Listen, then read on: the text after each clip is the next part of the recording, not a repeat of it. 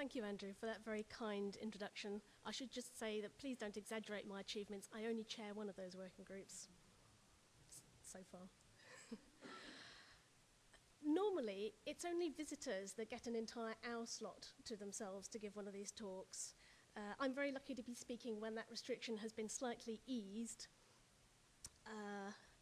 I asked for an hour, not because what I have to say is any more special than other NPL speakers, but principally because I'm lazy. In a Mark Twain kind of a way, it would have been more trouble to prepare a half-hour presentation than to give this one, which lasts an hour, which I already had available. This is a talk which I've already presented at the International Summer School for Metrology, which was held at BIPM this year. It went down reasonably well there, although I don't think anyone's come back to hear it a second time. But it struck me that it would also be suitable listening for an NPL audience because, of course, I think all metrologists need to know a little bit about humidity. So the title of my talk was Water, Water Everywhere, Nor Any Drop to Drink. Some of you would already have spotted this is a quote from The Rime of the Ancient Mariner by Samuel Taylor Coleridge. The scenario was a becalmed ship. They were surrounded by seawater, which of course they couldn't drink. The reference to the board shrinking is about the fact that even above the waterline, the wood on a ship needs to be kept moist so that it will swell for the reasons of the structural integrity and for the water tightness of the ship, which would normally be happening if the ship was sailing in spray or if the deckhands were swabbing the decks. When he was writing, particularly at the time he was writing, I suspect it wouldn't have occurred to Coleridge that this scenario might have been equally true if his sailors were standing on dry land, because they would have been surrounded by water vapour, and almost every material around them would have been impregnated full of water vapour.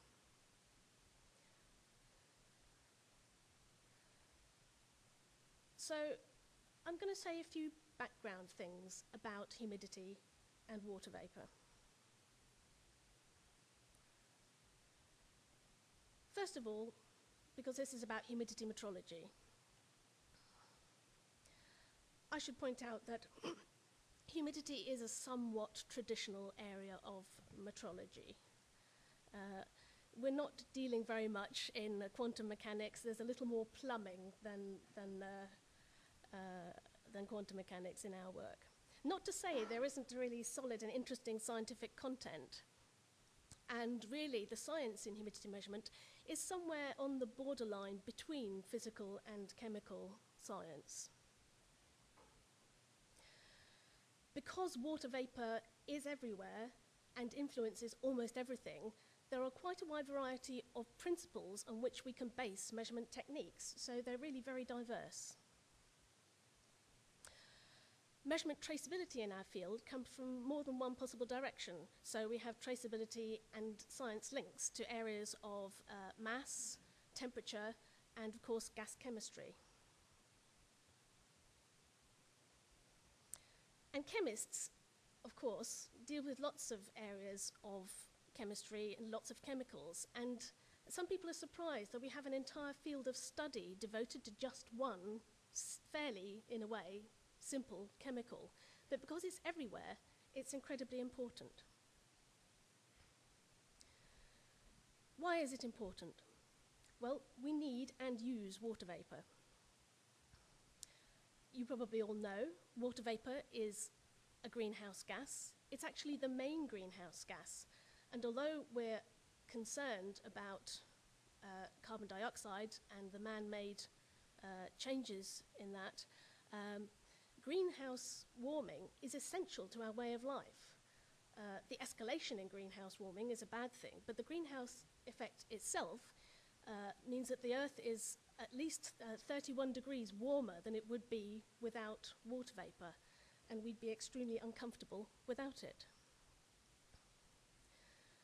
Water vapour in the form of steam is what made steam engines possible, and arguably it's how we got modern life as we have it and industrialisation. Now, some people might say electricity and conventional engines had something to do with that as well.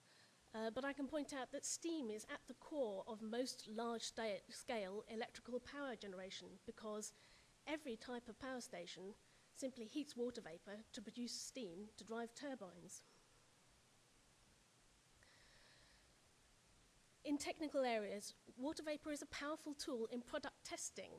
Very large amount of testing goes on of products before they ever come to market, and particularly for things like defense equipment, in chambers which produce extremes of temperature and humidity. This process of testing accelerates the mechanisms of failure for products and reveals their failure mechanisms. It's a very powerful tool. And there are a huge number of other ways that we practically use water vapor as a tool. Moving specifically to water in gases, of course, water content affects a vast range of physical and chemical properties of gases themselves, their optical, thermal, electrical, transport, acoustical properties, and others. And the real-life consequences of those are things like static electricity when the air is relatively dry. It's crucial to the breakdown voltage of air that you control humidity, so that high voltage transformers must be kept in very dry gaseous environments. The calorific value of fuel gas depends on its moisture content, and this is one of the very few areas where humidity appears in an Act of Parliament, or it did, I'm sure it still does, saying that gas may not contain more than a certain amount of water vapor in order that the energy gained from burning it is within a certain range. And of course, humidity is essential to our human comfort. Now, very often we're interested in humidity in the air because of its impact on materials. It should be fairly obvious that water vapor is chemically active. I don't really need to qualify that, but it mediates a huge variety of chemical processes. Physically, water molecules are attracted to and retained on surfaces of materials all around us, and they permeate deep within structures, particularly of organic materials. Water supports corrosion, growth of mold, bacterial action, lots of things which we want to avoid, and try to do so by controlling humidity. Moisture content of materials can affect their strength, dimensional stability, and this is very valid reason for measuring it for organic structures and materials such as wood, paper, concrete, and so on. So, a few words about the humble water molecule. Please excuse the rather crude illustrations here. It's to point out some very basic points before I move on. Water is triatomic, is made of 2 hydrogen and 1 oxygen atom. The illustration on the right shows you the sharing of electrons between the atoms there in a very hand-waving illustration. And I'll point out these structures, which crudely illustrated here, we refer to as the bonds in the molecule. And one important thing to point out is that charge is asymmetrically distributed on a water molecule, and it's known, this is described as being polar, and this leads to lots of very important consequences. So, because water is triatomic, because it has those bonds, it's free to resonate and absorb radiation in particular wave regions in the infrared and microwave ranges. This is the source of its action in the greenhouse effect, and it also leads to one of our ways of measuring humidity by absorbing infrared or microwave radiation. Because water is polar, because it has an unsymmetrical charge distribution, this is why it's electrically attracted to surfaces. This is the origin of surface adsorption of water vapor. And because it has a dipole moment or high dielectric constant once it's present in liquid form, this is the reason why we can detect it by capacitive measurements, which is one of the sensing principles we use. The hydrogen bonding of water, this is where those bonds in a solid structure are the mechanism for the bonding, leads to interesting and anomalous bulk properties of water. And one example of these is the high heat required to vaporize water. That means that evaporative cooling of water is much more than other substances. And this, again, is the origin of a measuring principle. It's interesting that liquid, solid, and vapor all occur within the human ambient range for water, and that's not true of very many chemicals, not for any significant vapor pressure. And it's worth understanding that water vapor's action on materials tends to be compounded by temperature. That is, at high temperature, it's more chemically active. And that's the real reason why relative humidity is often the most widespread measurement that people make, and not necessarily absolute measures of humidity. And you'll see that as I give more details. So, sensing principles for water vapor. There are quite a few. Electrical capacitance or resistance of a sorbent film is the principle that's in most of the handheld sensors that you would see around your labs if you use them at all. Water can be detected by condensing the water vapor at a defined temperature through various mechanisms and detecting it optically or using surface acoustic waves. That's a widely used method. Spectroscopic type measurements depend on the absorption of infrared or nearby parts of that spectrum, either along a path length or the time taken for the light to decay over a long path length. You can also use ultraviolet absorption as a principle for humidity measurement. There are methods such as mass spectrometry, which are applied in particular circumstances. For example, in trace moisture, there's a device called an atmospheric pressure ionization mass spectrometer, which was used in the electronics industry very widely. You can make gravimetric measurements of water vapor by separating the water from the gas. You can make optical fiber-based measurements of humidity. That principle of evaporative cooling is what's behind the wet and dry bulb hygrometers that you may have come across, maybe not here, but maybe more likely in school science labs. Even the rather basic mechanical hygrometers are still around NPL, what's known as the hair hygrometer, sometimes with a chart inside them. You can measure humidity by performing electrolysis on salts that have absorbed water vapor. You can use a quartz oscillator, or what's known as a quartz microbalance, to measure moisture. Acoustic transmission, conductance of lithium chloride salt. There are zirconia sensors which are conventionally used to measure oxygen, but that's also sometimes used as a measure of water. There are the very basic color change hygrometers. If you've used silica gel, that contains a dopant of cobalt chloride, which is the thing that changes color when it's wet. And that's not even a complete list. And if you want to read more about them, I'm not going to say much more about measuring principles, but we do have a guide to the measurement of humidity, which is freely available if anyone wants a copy, and gives more details of those.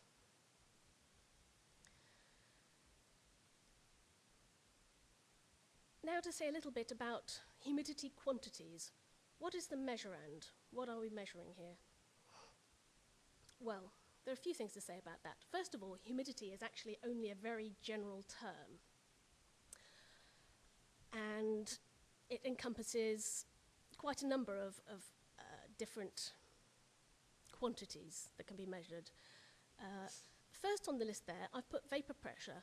And if we could measure vapor pressure in every application, that might be the most fundamental and best thing to measure for a lot of purposes.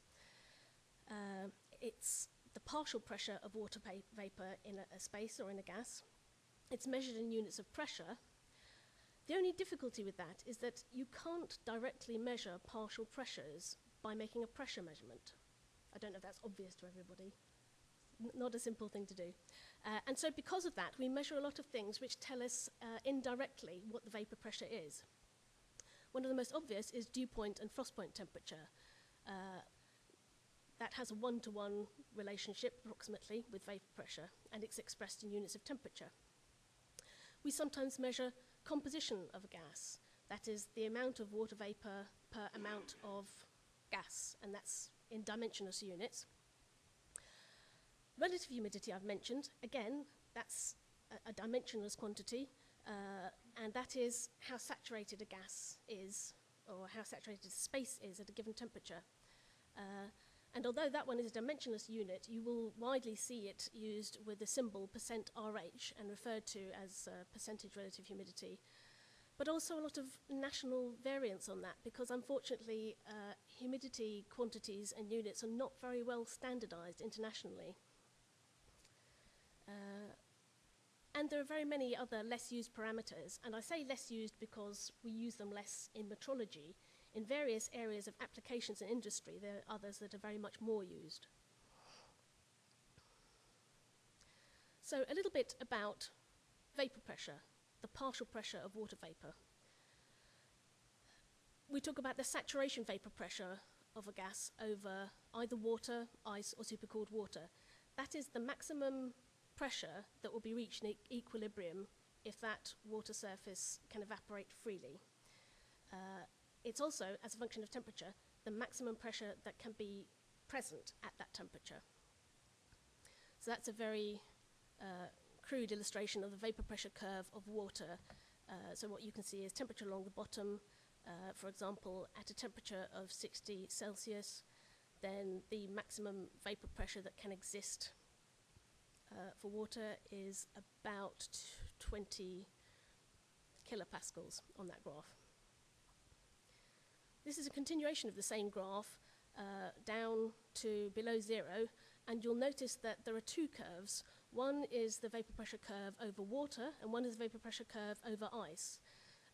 So the significance of that is that if you take a particular value where there are two curves present, if I take a gas of, let's say, this is a vapor pressure of 200 pascals, and I cool it progressively from the right to the left, first of all, it will pass a temperature where it ought to condense out as ice, and the gas would be saturated. Actually, sometimes ice doesn't nucleate, and that vapor can cool further until it will condense as supercooled water.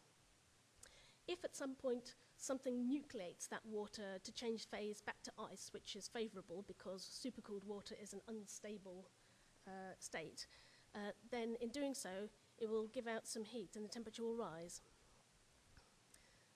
And just to point out that the region on the top left of that graph is above saturation, and that's the region where you would expect fog or condensation. So that curve is described by various formulae based on few and rather scant and some rather old measurements of vapor pressure curve of water with temperature, and a very much larger variety of curves fitted to those data. It's a big challenge in our field that we would like to have more data to really shore up those formulae. But there are various versions of these, and this is a relatively simple one, which gives a vapor pressure curve from minus 45 up to about 60 degrees with an uncertainty which for hand-waving calculations is pretty acceptable, about a fraction of a percent of value. We tend to use this one, which is expressed in terms of ITS 90 and gives us an uncertainty of less than 0.01% of value. So these are the sort of uncertainties in the vapor pressure formulae. Moving on, dew point or dew point temperature. Maybe it's obvious, that's the temperature at which dew or any form of condensation forms on cooling a gas. It's in effect the temperature at which air will become saturated in equilibrium with water at a given vapor pressure. This concept also applies to ice, for which it's the frost point temperature. And if it's with respect to supercooled water, you describe the supercooled water dew point. can also deal in terms of concentration units. That means that you're talking about the proportion by either volume or mass, or in terms of moles of the entire gas, which is made up of water vapour. This is dimensionless, and there are no units. Ooh, what happened there?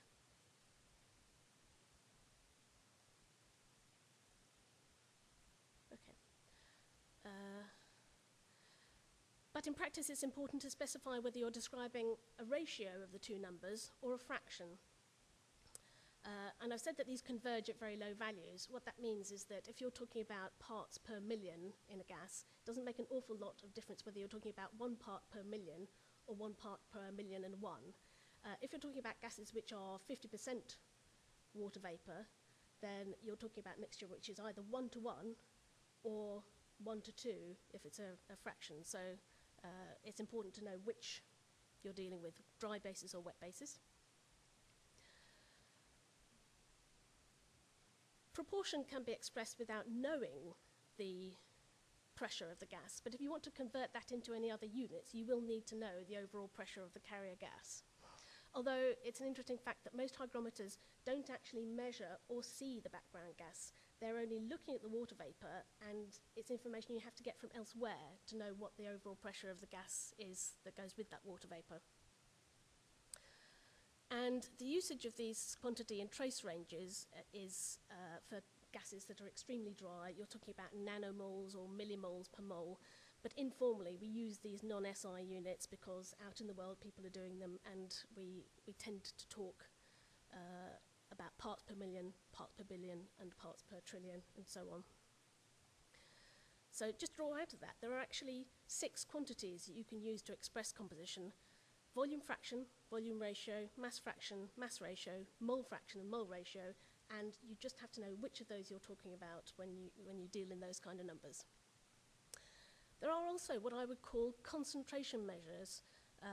That would be mass of water in a given volume, for example, and that might be expressed in grams per cubic meter. And although we don't use that a huge amount in metrology, there are people out there in, for example, the air conditioning business for whom this is the primary way that they think about their humidities. So on to relative humidity. Relative humidity, in simple terms, is the ratio of the actual vapour pressure to what the saturation vapour could be at the same temperature. So people tend to think of that as how saturated the air or gas is. I have to point out that that's not right, even though it's a good approximation. Actually, really, it's how saturated a space is, because the air has very little to do with it. And as I'll explain later, the vapour pressure in a space purely occupied by water vapour is almost the same as the vapour pressure occupied in the presence of air or another gas. And so this approximate definition of relative humidity tends to be expressed in percentage. So it's a ratio of the actual vapour pressure to the vapour pressure that it could be at that temperature times 100. And it's that temperature element which makes it so useful for measuring things for which the impact of water is compounded by temperature. So the unit is percent relative humidity. This unit doesn't appear in the SI. This is a user-derived unit. It's really just a percentage and follows all the rules of SI units expressed in percentages, except that we use a symbol for it which distinguishes percent RH from percent of value, because in practice, if you're making a measurement and you want to make a change of 2%, you have to be very clear whether you're changing 50% by 2% of value or by 2% RH, because they're completely different. And so that's a practical reason why this non-SI unit is adopted. This is what I call a map of humidity space, and what you see is on the y-axis is air temperature, which goes up to 100 there and 0 here and below. On the x-axis we have dew point temperature from about -90 up to about 100, which is approximately the range that NPL standards deal with. On that same axis, you can plot any of the absolute units of humidity. So here, there's a little bit of doubling up, and it's marked some equivalent vapor pressures in pascals along the bottom. I know that's a little bit hard to read, but -90 in dew point corresponds to about 0.01 pascals. And approximately 100 degrees in Celsius is approximately atmospheric pressure in vapor pressure.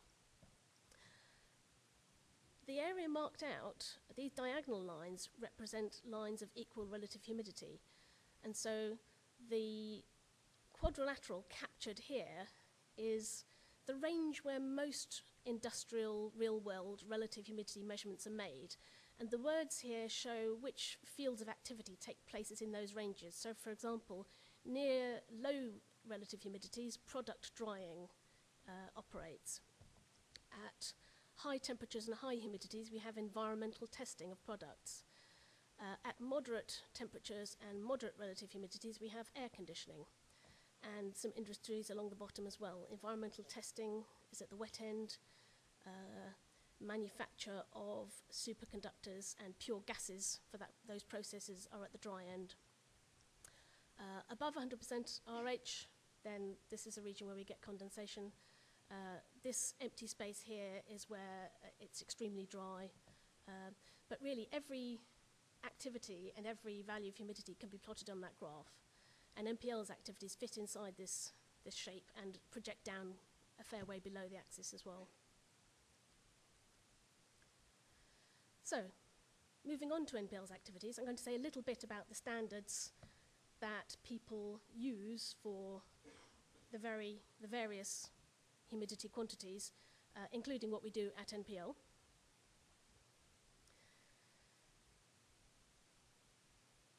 Like any area of standardization, you really need two things. You need measurements, such as those done by standard hygrometers, for example, a gravimetric hygrometer. And you need realizations, which are typically standard humidity generators, which would saturate gas at defined pressures and temperatures, or by gas blending or similar approaches. In our field, there's no one recipe for humidity realizations. It's not like temperature, where there are very strict rules how you create those realizations. I'm not sure whether there should be, but it's interesting to discuss. So at NPL, we have a gravimetric hygrometer, which measures the composition of the gas in terms of mass of water vapor per mass of carrier gas.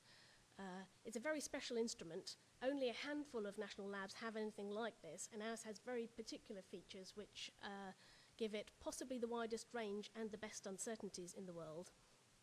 And at the most basic level, it operates by separating the water vapor from the carrier gas, usually air, and collecting them both and simply weighing them to find that ratio. Of course, the devil is in the detail, and like everything we do here, which is a primary standard, there are a vast number of corrections to be applied depending on the conditions, and a great deal of work has gone into understanding these and the uncertainties associated with it. So, very broadly, sample gas which is to be measured in a gravimetric hygrometer goes first through a water collection stage, where we collect something in the range of a small fraction of a gram up to several tens of grams of water, using either a cold trap or a desiccant. The gas that was associated with that, once it's dry, is collected, and we can collect up to a kilogram of dry gas. Some of these instruments do it by compressing the gas. At NPL, our hygrometer does it by liquefying the gas at the temperature just below the natural temperature of liquid nitrogen. Some labs do it by flow measurement. So at the end of the measurement, you can weigh the water. At NPL, we do it on a vacuum microbalance. And you weigh the dry gas. At NPL, we do it on a conventional balance. And then you can simply find the ratio of the two, and so the composition of the gas. The real detail looks a bit more like that. There's a little bit more to it. So there I'll just point out, this is the area of the microbalance. The gas collection stage is down here in a cold trap, which is cooled to near liquid nitrogen temperatures. And the dry gas is collected by liquefying it in one of these vessels. And then this is weighed against an identical copy on an equal arm balance. So on to generating humidities.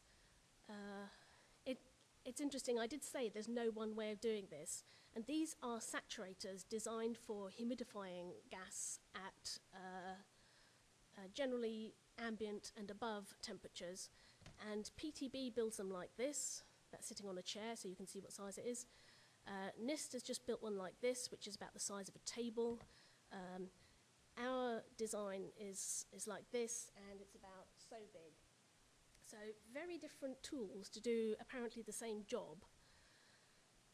And this would be configured like this. So a humidity generator at NPL would be supplied with either dry or roughly pre-saturated gas at a controlled pressure. This then passes through a saturator, which will be either coated or with pools of water or ice, and simply by passing in proximity to those surfaces, the gas is saturated at a well-defined temperature, which is set by having the whole assembly in a temperature-controlled bath. To make the definitive measurement of dew point or frost point temperature, we measure the temperature of a flowing gas using a PRT at a point where we have determined that the gas is saturated, and that PRT gives us our traceability back to the ITS 90 for dew point temperatures and frost point temperatures that we realise. And then gas is taken off to hygrometers, which can be calibrated in terms of dew point or frost point. How do we realise primary relative humidity standards? Well, they're built onto the dew point realisations. So we take gas, which has been saturated at a known temperature. Its dew or frost point is defined. Because its dew point is known, it means that we can know its vapour pressure. That's the thing that we always would want to know, and it's the quantity we need to calculate every other parameter. So when you're converting between humidity units, you almost always have to go via vapour pressure. So that known vapour pressure is taken to a precision temperature-controlled chamber. This illustration is inside a liquid bath, and we make temperature measurements around a working space in that chamber, and so we can know relative humidity by knowing the two temperatures and calculating the two vapour pressures. This entire process, as we do it in NPL, operates at approximately a single pressure, except for the small corrections you have to make for the fact that flow only operates along a pressure differential. It's a small one. There are what are called two pressure generators, where the process looks very similar, but the difference between the point of saturation and the test chamber are different. And so dew point is not conserved because the gas expands. Its vapour pressure isn't conserved because the gas expands. It's actually amount fraction which is conserved when you move the gas from one place to the other. From that, you can still derive what the vapour pressure is once the gas has been expanded and perhaps also used at a different temperature. And so in this case, relative humidity is defined not only by the ratio of the temperatures, but also the ratio of the pressures. And that's known as a two-pressure generator, which are also very widely used as a basis for primary relative humidity standards. There's a whole other approach to this, which is conceptually very simple. It's flow mixing, that is blending gases of different humidities. So the concept is very clear. You take wet gas, whose moisture content you know, and you take dry gas, which you either decide is completely dry or you have an estimate of how dry it is. You blend them in selected proportions using mass flow controllers, which would be calibrated, and you get a range of different output humidities. So the wet gas would come from some kind of saturation process. The dry gas would come from some kind of purifier. In practical terms, mass flow controllers tend to require an upstream pressure for those gases, but pragmatically and conceptually it's very simple. And you can apply multiple stages so that you can have a higher level of dilution. And this is very much used for trace moisture ranges of humidity standards, particularly at NPL, where our colleagues in the gas analysis group have a very nice facility for doing this, and we collaborate with them.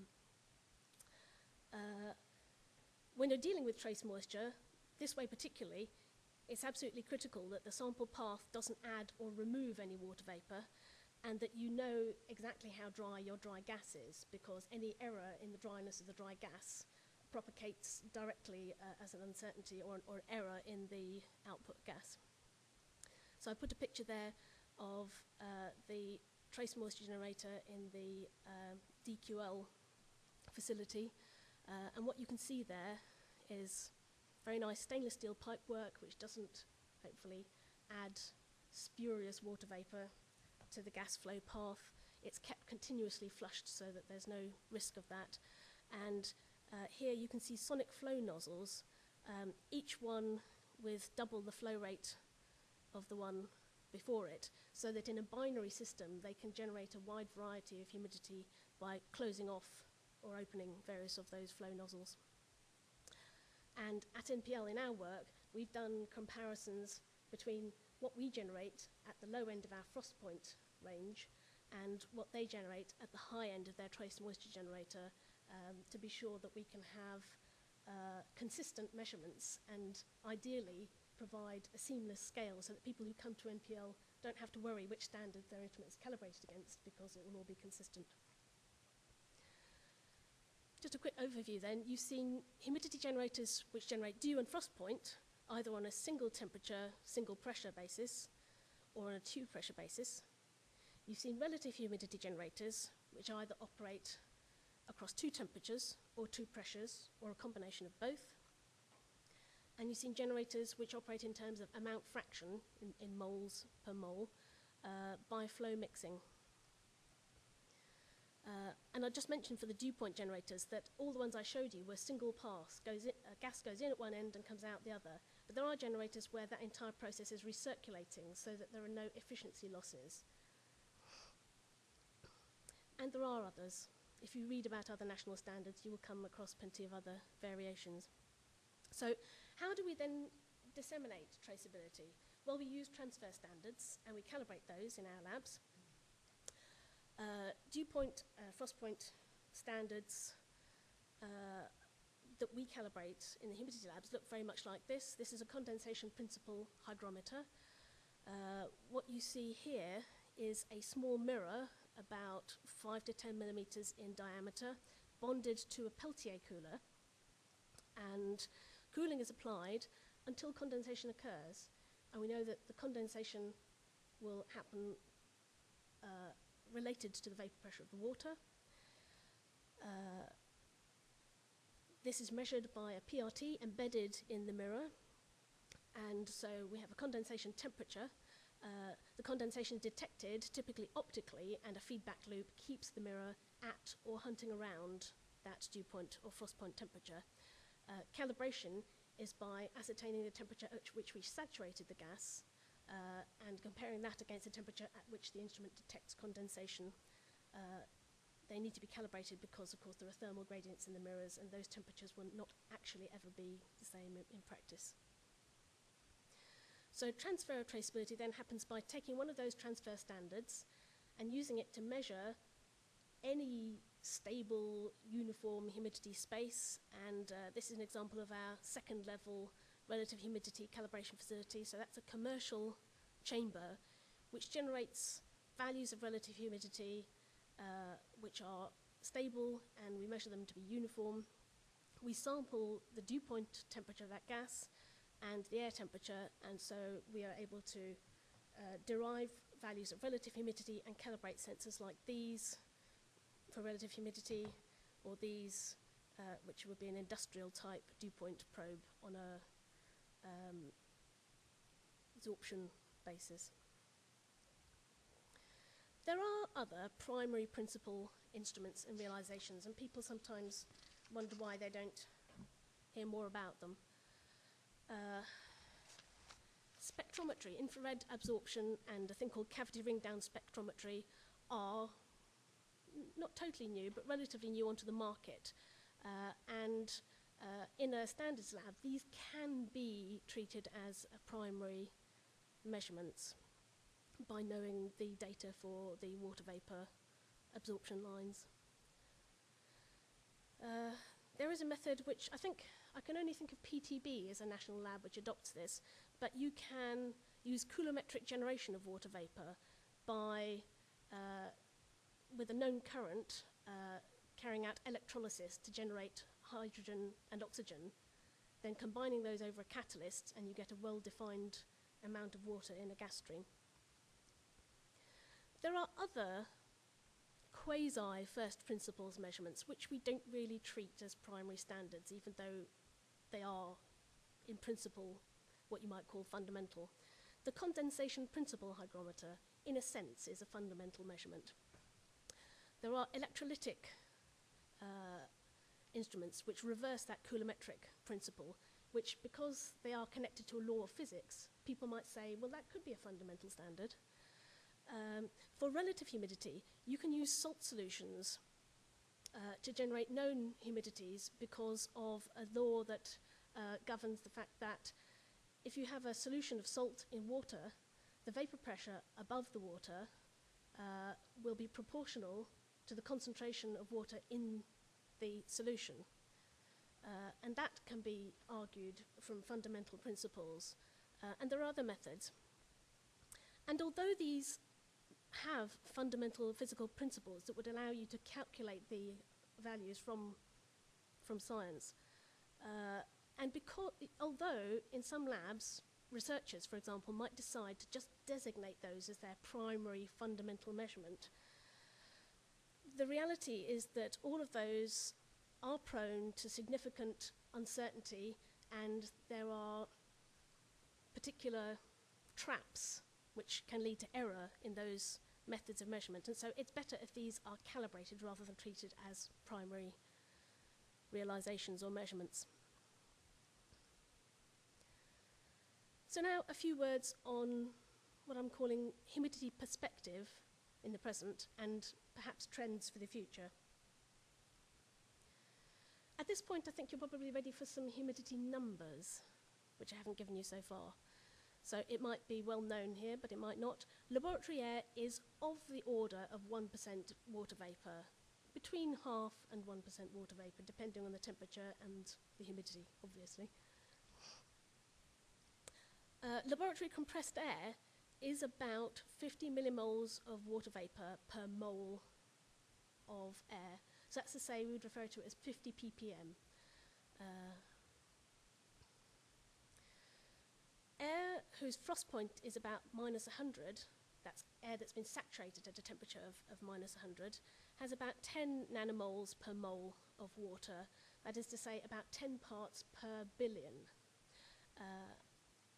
On the other hand, at the upper extreme of the range where NPL works, air of dew point of about +90 Celsius is more water vapor than anything else. It's about 70% water vapor.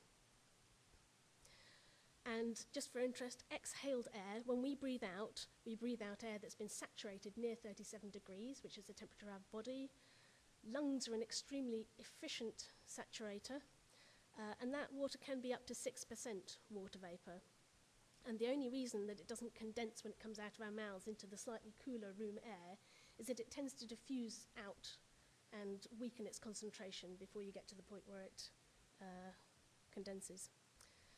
And I'll just mention that the asterisk numbers are conversions of atmospheric pressure. If you were at a different pressure, then those values of dew point would map onto different values of amount substance, and that calculation would always be done by a step to calculate vapor pressure and then into another unit. So, after hearing those numbers, some more numbers. How well can we realize or measure humidity. So on a sliding scale here, we have the top of the pyramid in the top line. The primary gravimetric hygrometer here can measure amount fraction to about 0.02% of value, and that's equivalent to a dew point uncertainty of about 0.003, but it ranges a little bit, varies a little bit in the range. Primary humidity generators are about an order of magnitude larger in uncertainty, which is why we go to the trouble of having these gravimetric measurements, although primary generators realize dew point in their own right. A transfer standard hygrometer might be calibrated with an uncertainty of about 0.05 degrees in dew point temperature, although there would be places where that's not exact. You could do better or worse than that. At a secondary lab, they would be tending to realize dew point to about 0.1 of a degree and relative humidity to about 1% RH. And so you'll realize that real-world measurements will have larger uncertainties.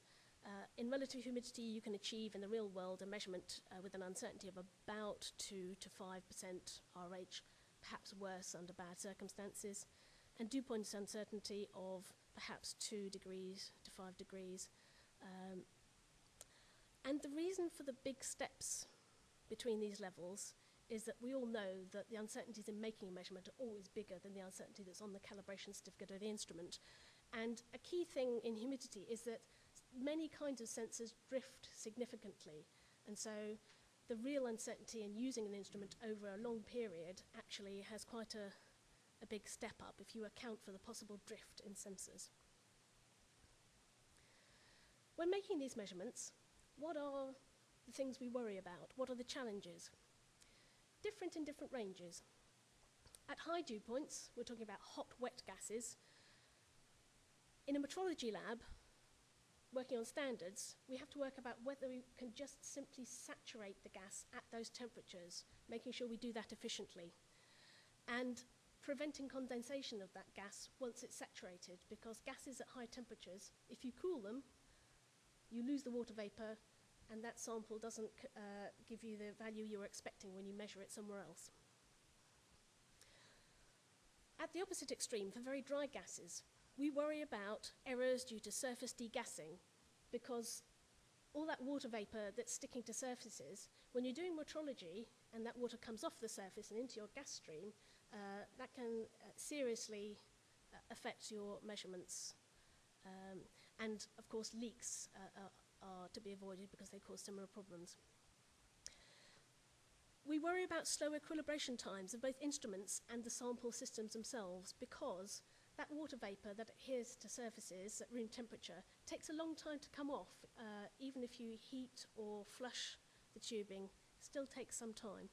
So making measurements at very low humidities with very dry gases is a waiting game. And of course, stray water is everywhere. So every kind of problem that we worry about almost is to do with stray water sticking to surfaces and coming off.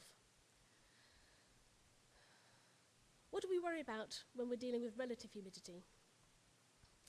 The prime concern in making accurate humidity measurements for relative humidity is air temperature measurement and air temperature uniformity when we're dealing with chambers where we want to calibrate sensors. For example, in room conditions, so typical room temperatures and humidities, an increase in temperature of 1 degree Celsius gives a reduction in relative humidity of about 6% of the RH value. That's very significant, and you can see that temperature control is absolutely critical. Because we have to convert between so many quantities in this field, there are constraints and challenges there as well. So there is some uncertainty in the water vapor pressure data. People argue about how significant that is for anyone except metrology labs. There is also uncertainty in what we call the enhancement factor, which is the correction for gas non-ideality. And when I mentioned earlier that some of the relationships are approximations, the non-ideality of water is a very non-ideal gas, and that makes a difference when you understand its properties. For an ideal gas mixture, let's talk about air here, and treat it as an ideal gas, then we may all know that Dalton's law of partial pressures means that the total pressure is supposed to be the sum of the pressures of all the other gases at their partial pressures. So that says that gas pressures superimpose directly.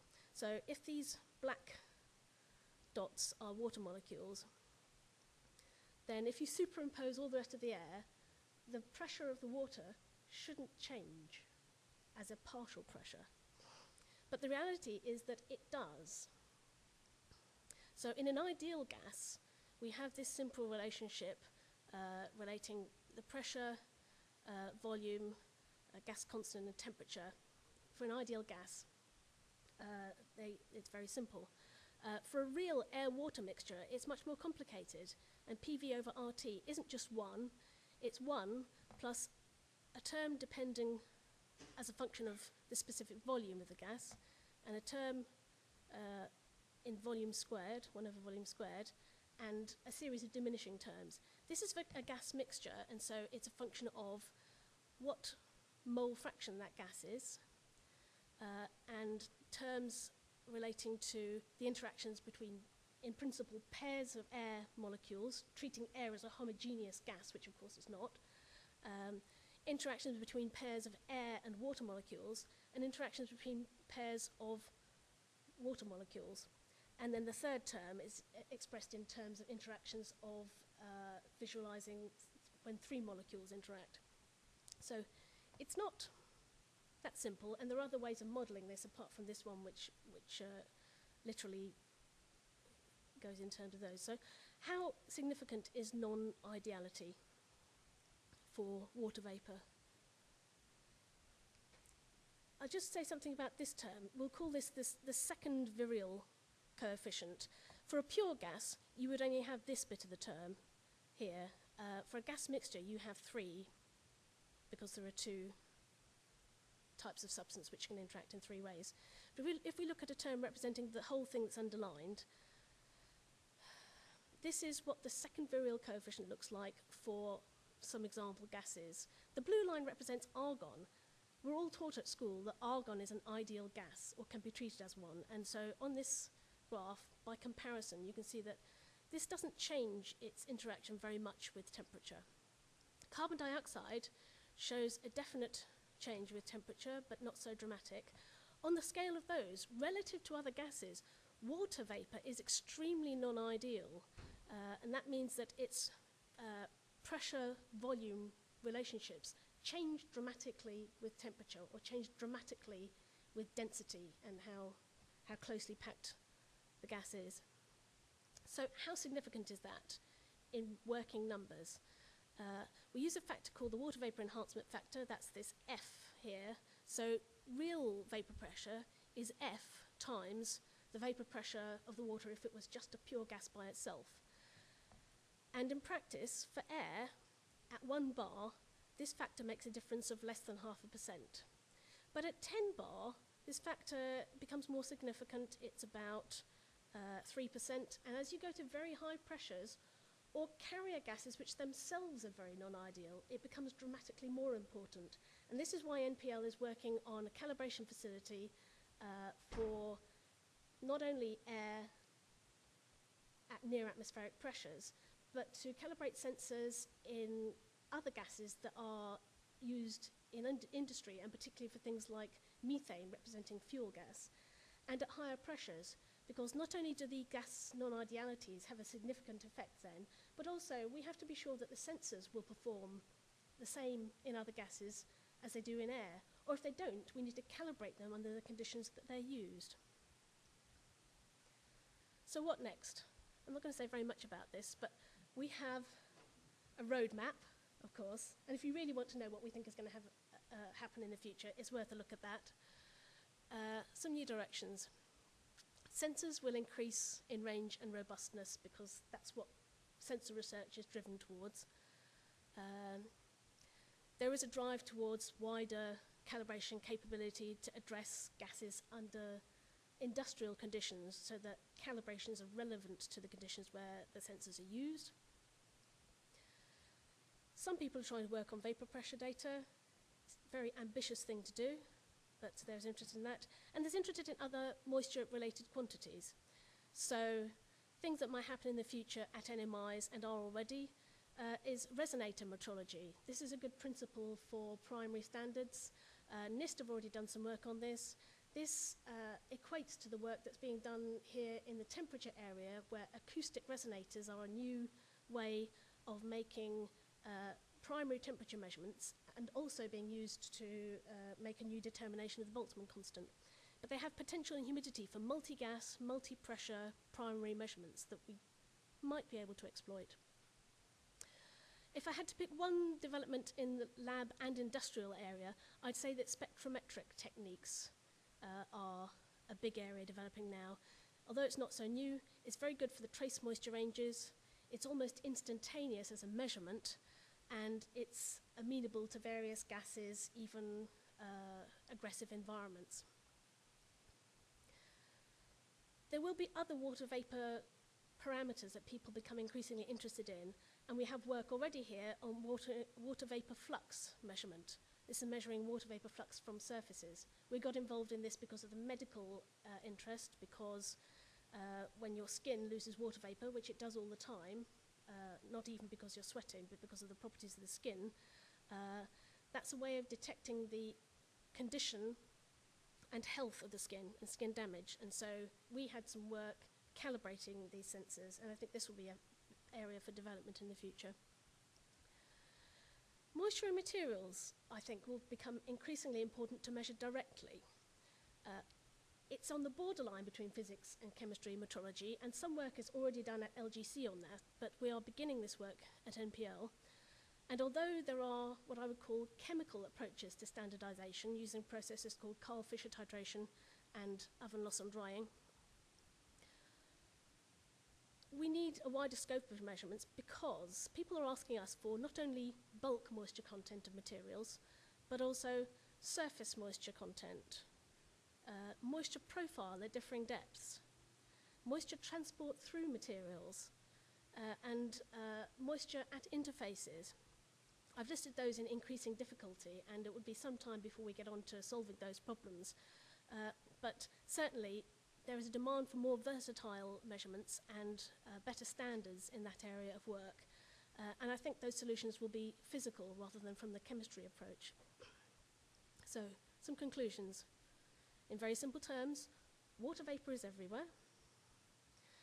Water's properties, I would say, impact almost every aspect of life, whether you know it or not. Because it's so diverse, this allows for many principles for humidity measurement. You've seen that there are various approaches that we use for realizing primary standards, and that several quantities have to be realized and measured. And that there is a drive to develop and extend measurements towards really meeting industrial needs and making measurements fit for the purpose. So I'm going to stop there, just over time, but I'll stop there. Thank you.